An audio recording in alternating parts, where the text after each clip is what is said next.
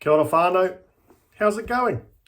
Hey, welcome back to Word on Monday. This is Pastor Lewa Takahu out at Kaikuri Baptist Church, and it's an honour to be able to share with you our Word on Monday for this week. It's been a busy week, been a busy weekend. We were down at Tauwhara Marae on Friday, and we had a hangi and a bit of singing and worship and praying and communion together in the aspirations of discerning what the Lord might be saying to us over this Matariki time. So, what do I want to say today? I want to encourage us. I want to encourage us in our season. I want to encourage us in the things that are going on around us.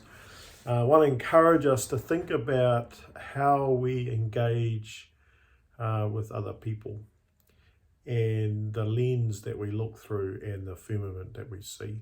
And so let's start today by looking at a verse, Psalm 19, 1 and 2.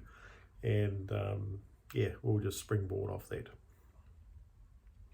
Psalm 19, verses 1 and 2. The heavens declare the glory of God, and the firmament shows his handiwork. Day unto day utters speech, and night unto night reveals knowledge. Just going to reverse engineer this a little bit first in regards to the speech and knowledge. According to this verse, God reveals things in two ways. During the daytime, he'll speak out and declare things openly. He'll talk. He will speak to people. He'll reveal himself to them. He will speak through the circumstances you may be in. He'll speak through his word. And then night unto night, he reveals knowledge. So if you can think of the daytime, everything is seen and exposed and clear, and we talk. Nighttime is the place where you rest. And so nighttime you go into the dark and it's a time to rest. Those who have evil intent or evil hearts will use the night to cause robbery, will cause violence, will cause despair. And so we see this contrast between the day and night in relationship to activities that people play in. But from our verse here, so there's some things that are declared in speech during the day, and then the intent is that we reflect and ponder on it, because it's in the night time that there is revelation in relationship to the night reveals knowledge.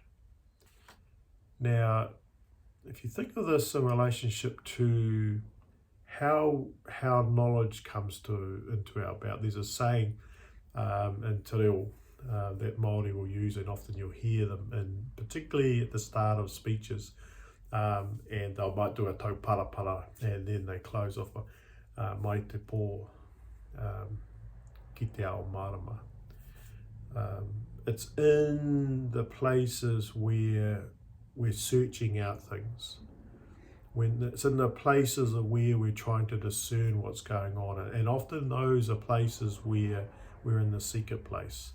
Matthew chapter 5 talks about when Jesus was talking to the people, go away and pray. Don't do this. Don't pray in the public areas. Don't pray where all the people are. Go behind your closed door. In other words, go into those dark places, into the places that are in the shadows, and pray there. Go behind the closed door where no one can see you. And so this imagery here that out of the darkness, knowledge is revealed. Knowledge comes out. And we're able to see it. So, I recall when Joseph and I went on a real course a number of years back, 2005, I think it was, and we went down to the Waitomo caves, and we were on the waka with a few friends, the classmates at the time, and I was doing a little tau parapara, and then we mai te whaiao, and then everyone, ki te Ao Marama, and just as we went ki te Ao Marama, we came out of the tunnels into the light. out of the darkness into the light. Te kōpū o te wahine me te wharetapu o te wahine. There's this birthing stage, and it's often done in darkness, this birthing stage that eventually the baby will come out of te ao hurihui, the womb and the wharetapu o te wahine, the birthing process, and then the baby will come forward. Mai te pō te kore ki te Ao Marama, āti hei Māori o, the breath of life. So just from our verse here, just thinking and pondering around that process is that God will reveal things in the daytime, and then it's for the night time for us to consider and ponder, and often in those places that we're by ourselves and no one else can see us, where we reflect and consider what the Lord is saying. And as we wait on the Lord, as we meditate on the word that he's giving us, that knowledge comes to us, that we have this revelation from the Lord.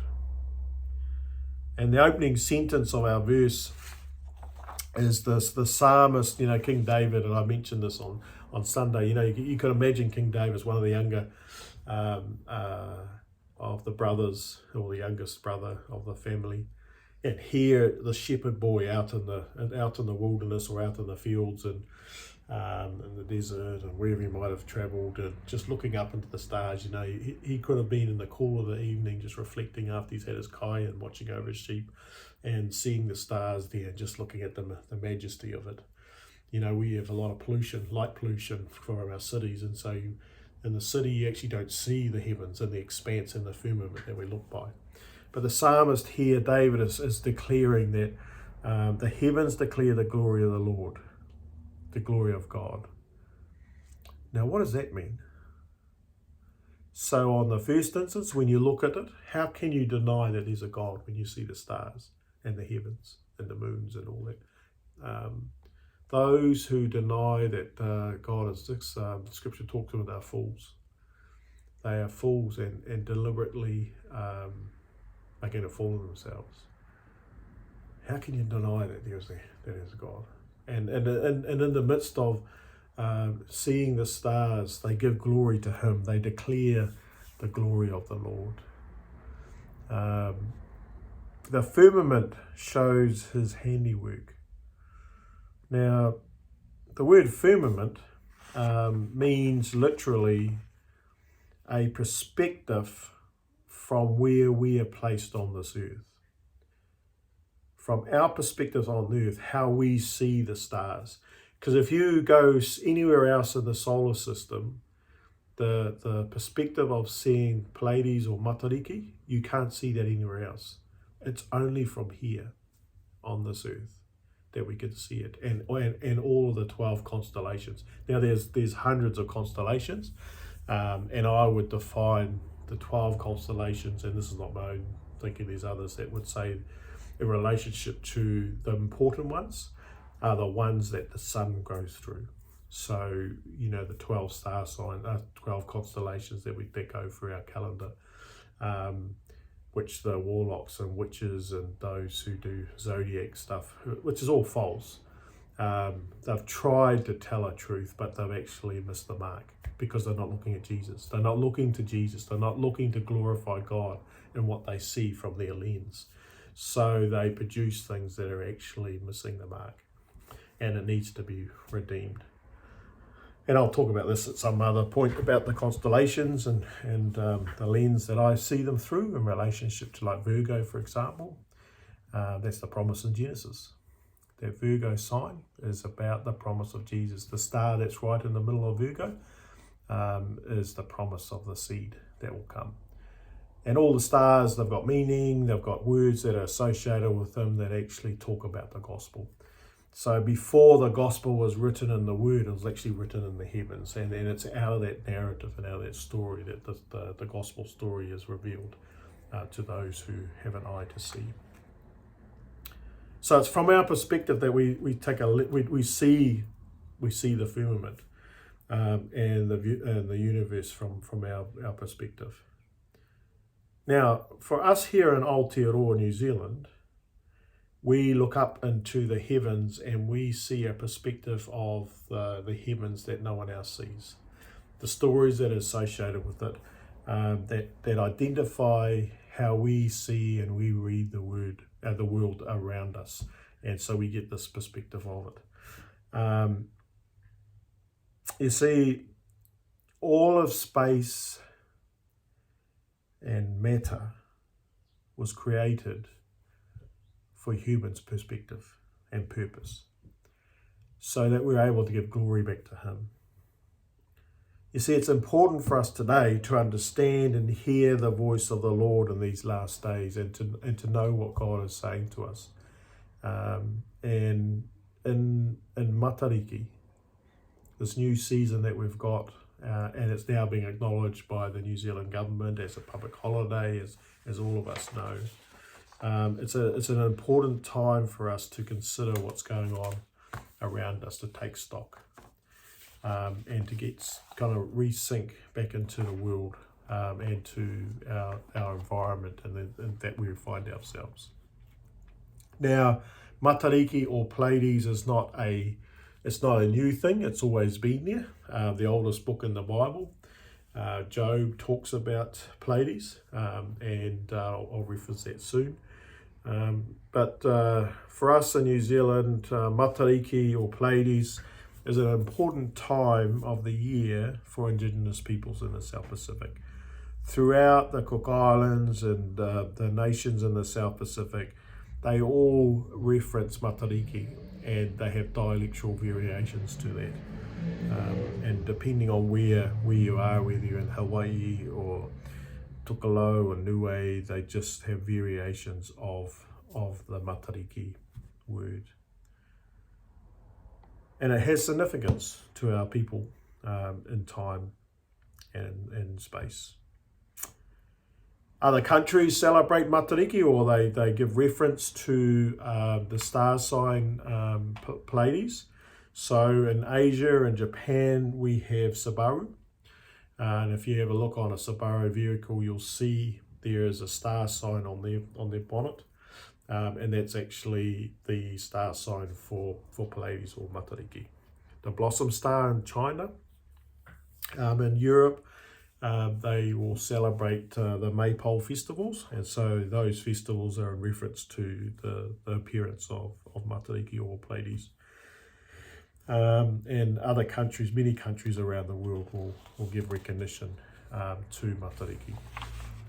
The most common one that we are aware of in our day currently is the Pleiades in relationship to the Greco-Roman influence in our calendar, and that is the Seven Sisters, the daughters of Atlas and Philomae. Matariki is part of a wider constellation, and that constellation is Taurus the Bull. Some writers have talked about in the Deuteronomy text, where we see the Israelites encamped around the temple, that they had on their shields, each tribe had a standard, or they had an emblem that represented their time and season in the order of the tribe. And some Messianic Jews talk about how the emblem that was represented on their standard bearer was actually the constellations in the heavens, the one that the stars went through.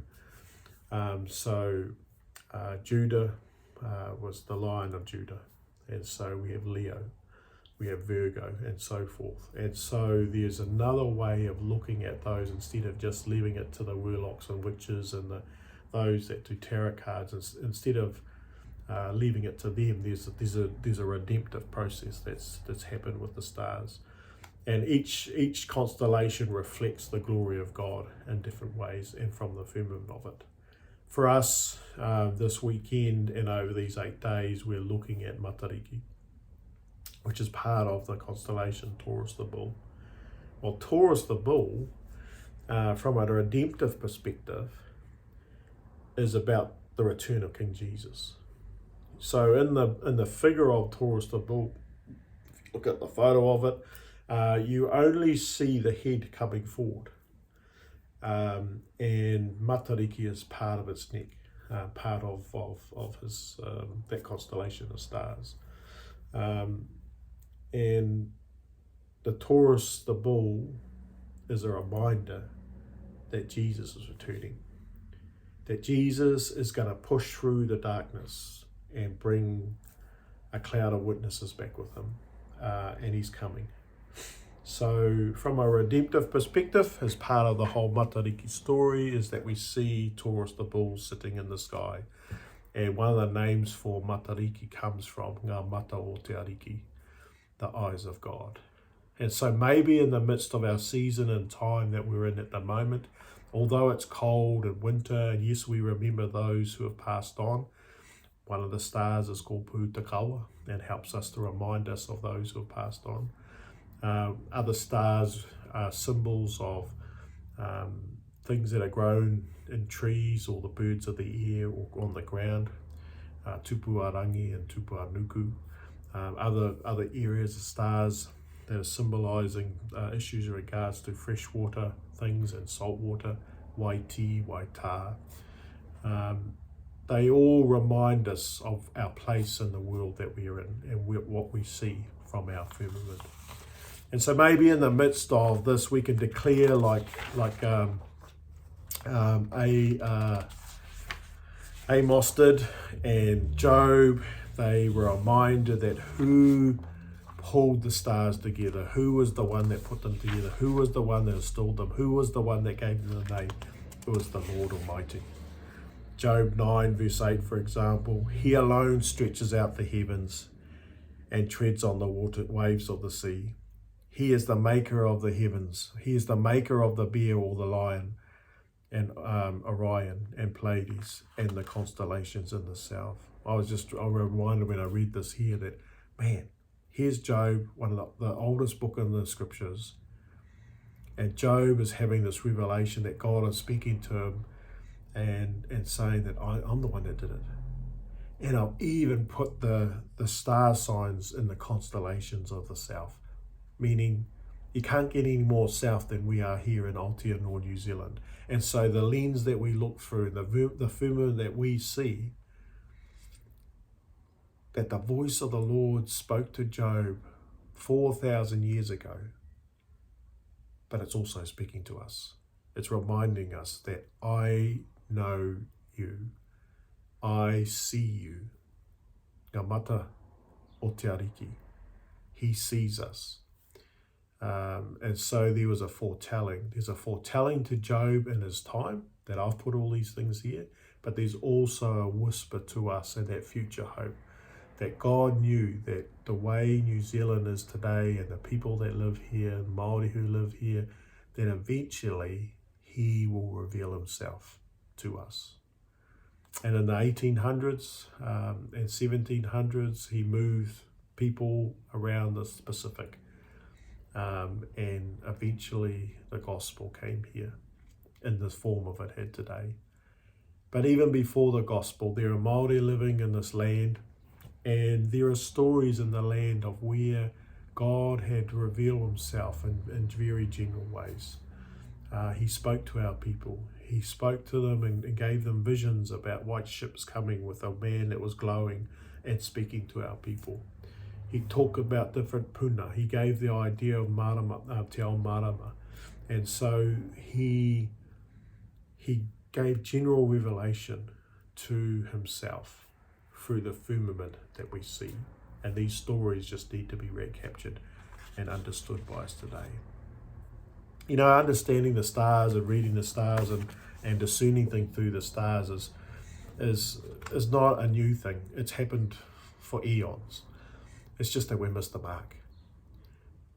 When we're not glorifying the Lord in the midst of reading the stars or following the stars, but we're following some other way, a humanistic thing or a satanic thing or teachings from witches and warlocks and all that type of stuff, we're going to miss the mark. Why?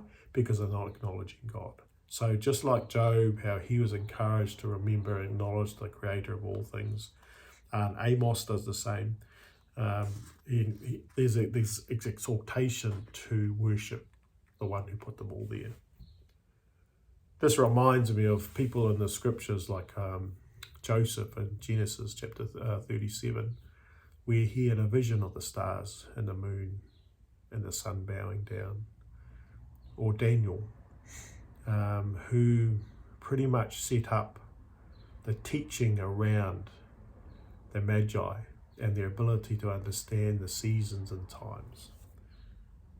Notice in Genesis chapter 1, verse 14, and I'll just open it up here. It says this.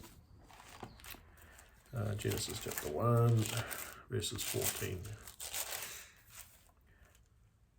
And God said, "Let there be lights in the expanse of the sky to separate the day from the night, and let them," listen here, "and let them serve as signs to mark seasons and days and years." Notice that they were signs before they were lights. They were signs to mark seasons, days, and years. We live in a world today where we are following a timekeeping mechanism which is driven by the sun, the solar timekeeping. And so we have the Gregorian calendar. But indigenous cultures throughout the world have used the moon, the stars, and the sun to tell time for centuries. One of the things that I've appreciated about following a Māori maramataka and the solar, stellar and lunar time phrase, it's made me reconnect to the environment. Because unlike the solar timekeeping system that we follow with the Gregorian calendar, we determine the time of things. We determine when we're going to work. We determine when are we going to eat and all that. We set our own time. But you can't do that when you're following a lunar time system, because it's the season that you're in determines what you're to do. It's the environment that's around you that determines what you're going to do. And so in the midst of giving glory to God, this new feature that we've introduced now within the New Zealand scene and the celebrations of Matariki is to not only remember that God put them there, but it's also to ground us in where we are in the world around us, and the things that we do. Why is this important? Because I think part of our pursuit of moving and following the Gregorian calendar is that as I said before, we determine what happens in our lives. And you can do that perfectly well without God. It's quite easy to live your lives without God. It's quite easy to sort about your own career, your own families, your own this, and the only problem about it is all about yourself. Your own health, your own well-being, your own mentalness and self-discovery and the healing. You know, we determine everything so much about ourselves that we've pushed God out. And so we wonder why we have problems with mental health. We wonder why we have sexual abuse going on in our communities. We wonder why there's suicide. We wonder why that the suicide rate amongst children and elderly people is so high. It's because we've turned away from God. We've no longer worshipped God and given him honour and glory as the heavens do. The three pillars that are around Matariki and Pleiades and the season from a Māori perspective is to remember who you are. In other words, give thanks for those who have passed on, so we remember our place in time and history. We gather together to acknowledge each other and have whanau, Matariki hunga nui, this pulling of people together to remember who we are, to celebrate, to give thanks for those that are alive as we remember those who have passed away. And then the fourth pillar, fourth po, is to think about those in the future, or the things that we want to do, planning for the future. And this could be for regards to our church community, could be our home, our whānau, could be for those in our community, could be our organisation that we're a part of. We think about, okay, what do we need to do for the future? I said yesterday that we're in the middle of winter, the start of the new year. And winter is a season where we hunker down. The soil is cold, it's not giving out much energy, and but spring's coming. And what follows spring is summer. And in these seasons, sometimes it's time to restock. Sometimes it's to give thanks. Sometimes it's to worship and praise the Lord. And other times it's to plan. Think about what's coming up. What's the word of the Lord saying to us for this next season, this next year that's coming in? We had a hui at a marae down at Tauwhara marae that my wife's from. Two big things came out of that: the love of God and tukupunga hau. Firstly, the love of God, that we're in a season where we need to demonstrate the love of God. Not only know it for ourselves and share in the love of God in our own families and our own communities and give expression to that, but then also to demonstrate that love of God. It's not just enough to hold it for yourself. The outflowing of that spring of life, that spring of living waters, is for the effect to infect our community, to transform our communities, to bring redemption to our communities. So there's this overflow. And then the last part is te kupunga hau. The kōrero was teaching and on Friday was saying that God is in the process about tossing out a new net to us, this kupunga hau, to draw in the people. And part of that net is that we're networking and working together to demonstrate the love of God in our communities. Let's close off with another verse that we share, and it's taken from Amos. If I can find it, where is it? Hang on, I'll just try to find it. Okay, here we.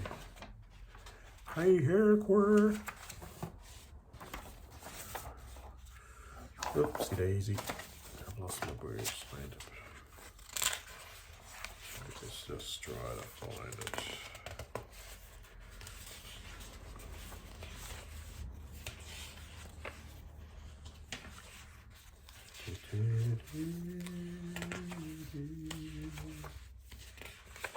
That's one.